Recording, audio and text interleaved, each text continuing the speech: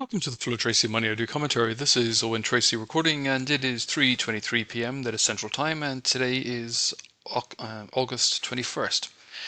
Well, I thought we'd kick off and look at the 10-year gilt yield because it's up another 5 basis points. But I think the more important point here is that it's firming from the region of the 200-day moving average. There's been a sequence of higher major reaction lows since 2022, and that spike peak in 2022 has been an area of support for prices and resistance for the yield over that entire period. But it has increasing signs that the next big move is going to be a break on the upside.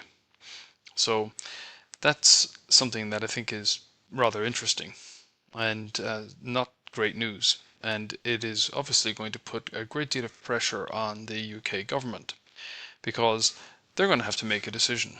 Are they going to, I think, puncture any potential for growth to return to the economy by raising taxes even higher?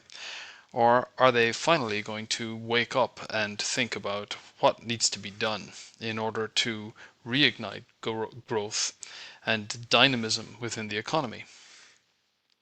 Well, the bond market is probably going to push them into making a decision one way or the other.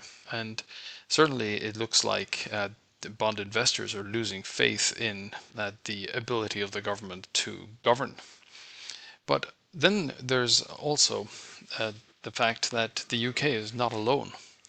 And we can do a very similar analysis of what's happening in France because the Oates tenure, or the French tenure, is also looking like it's trending higher.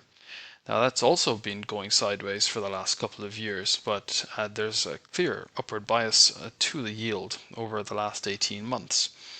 And something that I thought was particularly interesting is when you contrast that trend with what's happening in Italy.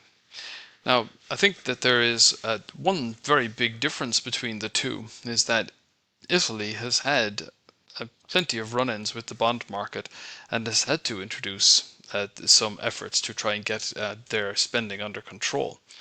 But what I think is rather ironic is that Italy is often regarded as the problem child in Europe, and yet it is seeing that not only is the absolute yield contracting and has come down from 5 to about 3.5%. Now, arguably, it is holding in the region of both the 200-day and the 1,000-day moving average,